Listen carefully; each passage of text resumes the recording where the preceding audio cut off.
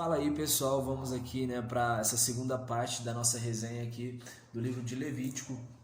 A gente vai falar aqui agora do capítulo 11 até o capítulo 19. E no início aqui do capítulo vai falar sobre os animais puros e os animais impuros, ou seja, aqueles animais que Deus permitia comer e aqueles que Deus não permitia comer. Então começa aqui com os animais que eram permitidos comer, como eram animais, né, que eles tinham o casco fendido, eles tinham, estavam divididos em duas unhas e que eles ruminavam, né? Seria ali um animal como uma vaca, por exemplo, né? Um cordeiro, esses poderiam comer. Agora os animais impuros, que seria o coelho, a lebre, o camelo, o porco, esses animais não poderiam comer. Também vai falar sobre os animais ali aquáticos, todos aqueles que têm barbatanas e têm escamas, esses poderiam comer, mas aqueles que não tinham barbatana nem escamas, desses não poderiam comer. Das aves, os que eram impuros, uma lista extensa que é águia, açores, águia marinha, corvo, né? Corvo, falcões, mochos, pelicanos, abutres e qualquer espécie de morcego. Esses não poderiam comer. Também ali sobre os insetos, nenhum tipo de inseto poderia comer, exceto dois tipos, dos que tinham pernas e que saltavam, como por exemplo o grilo e o gafanhoto. O grilo e o gafanhoto poderia se comer. E outro inseto também, que eram os insetos que enxameiam, né, e tem quatro patas, desses também não se pode comer, como por exemplo a abelha. Desses não se podem, né, comer. O que vai dizer aqui também sobre a questão que todo animal, né, impuro, esses animais impuros, aonde eles tocassem, ficaria, né, impuro. Por exemplo, se ele tocasse nesse lápis aqui, nesse objeto aqui, ele ficaria impuro. Outra questão que vai dizer também sobre os animais ali que rastejam pela terra. Esses animais como os crocodilos, lagartos, camaleões, né, todos esses animais ali eles são impuros. Todo animal que rasteja pela terra também são animais impuros, né? Toda essa lista aí.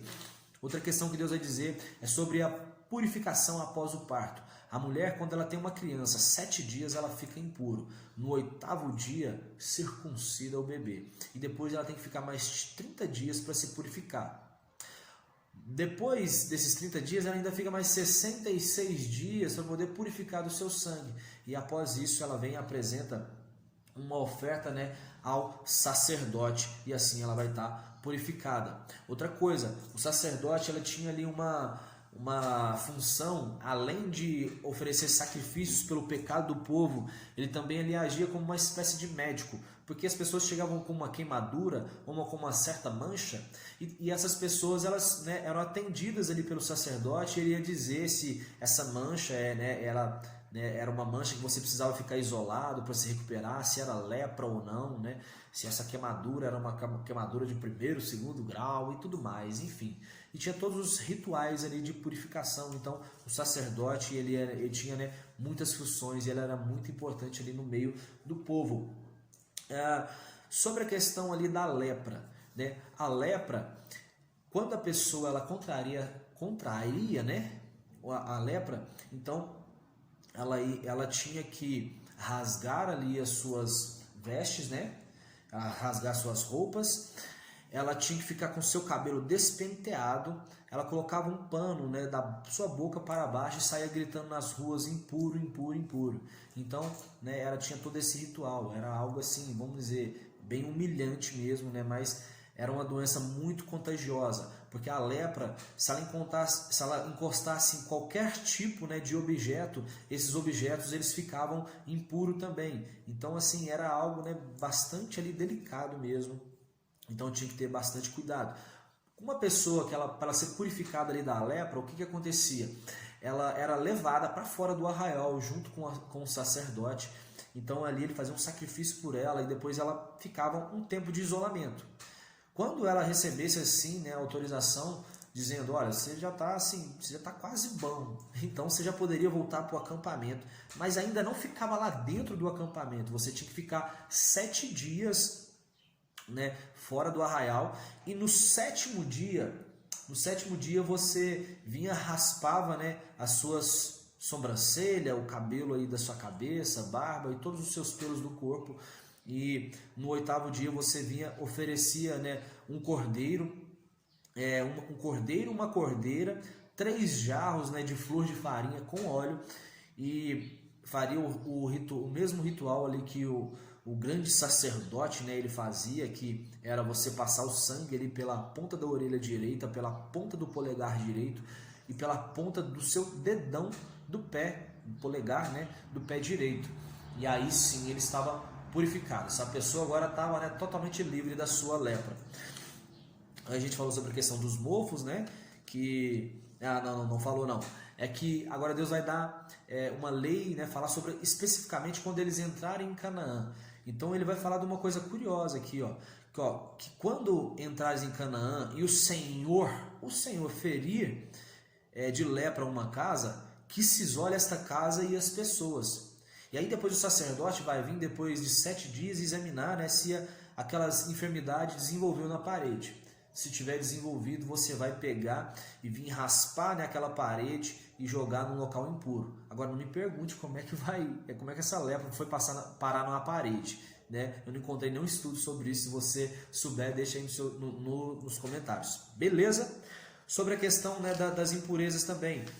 Todo ato sexual, né, ele deixava impuro tanto o homem como a mulher. Aí eles tinham que se lavar, né, e eles ficavam impuros até o final do dia. Se o homem tivesse um corrimento, né, nas suas partes íntimas ali, qualquer lugar que ele encostasse, aquele lugar ficava impuro. E assim a mulher também, que tinha uma hemorragia, que ela durasse mais do que o período ali menstrual, né? Então, essa mulher também ficava impura. E nós temos aí no Novo Testamento uma mulher que teve isso, a mulher do fluxo de sangue. Então, era uma mulher, né, que já tinha gastado dinheiro com a medicina, ela já tinha, né, gastado dinheiro com todo tipo, né, de recursos para poder curar. Então, ela ainda não tinha conseguido ser curada. Então, todo lugar que ela estava vindo tocando, né, imagina que ela veio arrastando, que a Bíblia vai dizer que ela estava ali no chão e ela toca no manto de Jesus. Então, tudo estava sendo, todo aquele local por onde ela passou ficou impuro.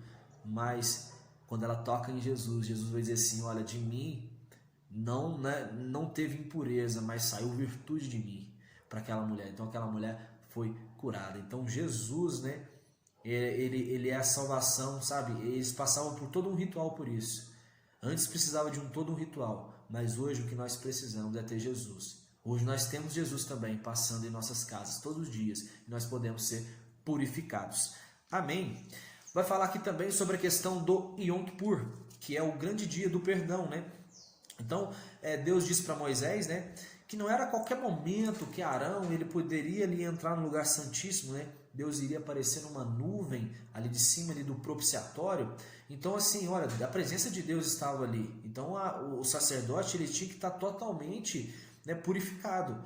Foi o que não aconteceu ali, né, no período da monarquia de Israel, que muitos reis, né, esqueceram do Senhor, não tinha mais essa preocupação, né, do templo, já não havia mais o tabernáculo, mas agora, né, havia a casa de Deus, né, onde Salomão havia construído. E aí, aqui nós temos uma história interessante, porque o povo agora, nesse dia aqui, do dia do Yom Kippur, o dia do perdão, que é comemorado até hoje pelos israelitas todo ano, então o povo levou 2 bodes para Arão. Então um bode ia ser oferecido para Yahvé, o Senhor, e outro para Azazel. Quem é Azazel? No livro de Enoque vai dizer que um dos nomes de um anjo caído é Azazel. Então Arão ele pegava, impunha as mãos para esse bode expiatório, que é assim que ele é chamado também, e declarava ali, né, que confessava todas as iniquidades e rebeliões do povo israelita sobre esse bode, soltava esse bode para o meio do deserto, para ele ir até Azazel, né, uma pessoa própria para fazer isso, conduzia esse bode para o meio do deserto, e isso, né, terminava ali esse ritual, né, levando ali todos os pecados de Israel para o deserto. Então, aquele homem depois, né, que levou aquele bode, conduziu ele também tinha que passar por um ritual de purificação para que ele voltasse ali para o arraial. No Yom Kippur também eles jejuam também, né, todo dia, e é um ritual que fazem aí todo ano. Outra coisa, relações sexuais proibidas. Deus vai dizer assim, olha, não sigam as leis do Egito, mas sigam, né, as minhas leis. E agora preste bem atenção nisso, porque Deus vai dizer assim, olha, não se envolva com um parente próximo, não envolver com irmã, nem que seja meia-irmã. Nós sabemos que Abraão e Isaac, eles se envolveram, né, com as suas mulheres e eram suas meia-irmã. Então, assim, Deus agora ele não vai poupar nem os seus patriarcas, né? Porque Deus não está querendo esconder algo que ele, né, não gostou em alguém só porque você foi grande na presença dele ou fez algo que o agradou. Então Deus está mostrando para aquele povo que essas atitudes de Abraão não era para ser imitada. Outra coisa, não descobrir a nudez da filha ou do filho, né? E também não descobrir a nudez do pai. Quem foi que descobriu a nudez do pai? Foi Cã, que ele, né, naquela história ali, a gente não sabe, mas parece que ele ficou meio zombando ali do pai quando o viu nu, e aí, né, Cã acaba sendo amaldiçoado. Então, né, mais um exemplo que a gente tem. Outra coisa, não tomar para o teu harém uma esposa e ao mesmo tempo a irmã dela. Nós temos como exemplo Jacó. Então, Jacó, ele casou-se com Lia, depois casou com Raquel. A Bíblia vai dizer que isso, né, aqui nesse livro vai dizer que não poderia fazer isso, casar com duas irmãs. Mas se acaso ele tivesse casado com Lia tivesse morrido e depois, né, casasse com Raquel, aí tudo bem. Mas não foi isso que aconteceu, né? Ele estava com Lia e Raquel e as duas estavam bem vivas. Outra coisa, né, que ele vai dizer, Deus vai estar dando essas instruções aqui para que eles não entregar os seus filhos para serem sacrificados, né, no fogo ao deus Moloque, né? Não te deitarás com um homem como te deitas como uma mulher. Está falando sobre um relacionamento homossexual, isso é proibido por Deus. Não ter também relações com animais, porque ele vai dizer assim que todos esses atos eles foram cometidos pelos seres humanos que né, passaram antes dele. Então, né, isso Deus estava condenando. Para fechar, Deus vai falar aqui sobre a questão das leis morais e sociais. Deus vai dizer assim, olha, sede santos, né? Porque eu sou santo. E Deus vai dizer assim, olha, respeite seu pai e sua mãe, guarde o sábado, não mande fundir deuses de metal, não oprimir o próximo, né? Não amaldiçoar um mudo, sabe? Não botar obstáculo diante de um cego. Então todas essas leis Deus está dando para quando eles adentrarem ali em Canaã. Essa frase que Jesus ele diz no Novo Testamento, de amar o teu próximo como a ti mesmo, né? Então essa frase também está aqui nesse capítulo 19, né? Nós estamos finalizando aqui. Então amarás o teu próximo como a ti mesmo. Deus vai dizer isso para o teu povo, né? Lá no Antigo Testamento. E quando eles entrarem na terra prometida e eles plantarem uma árvore frutífera ali, durante 3 anos eles não podem colher daquele fruto. No 4º ano, eles colhem o fruto e oferecem uma festa para Yahvé. E no 5º ano só, aí eles podem comer né, colher o fruto e comer dele livremente. Era uma ordem do Senhor que ele havia dado ali.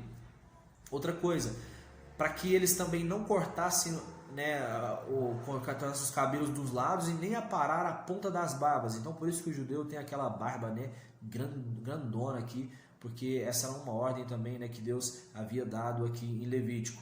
Outra coisa, não fazerem sinal de lamento, preste bem atenção, não fazerem sinal de lamento, né, lamento por alguém, um corte no seu corpo ou fazer alguma tatuagem. Então, em sinal de lamento por alguém, você não deve ferir o seu corpo e nem fazer uma tatuagem. Beleza, pessoal? Com isso a gente finaliza aqui, né, essa segunda parte, né? Terminamos aqui no capítulo 19. Espero que vocês tenham gostado muito. Comentem aí, compartilhem o vídeo e eu espero que Deus possa estar abençoando muito vocês através, né, dessas resenhas aqui. Que Deus abençoe a cada um de vocês. Tamo junto, valeu e até lá.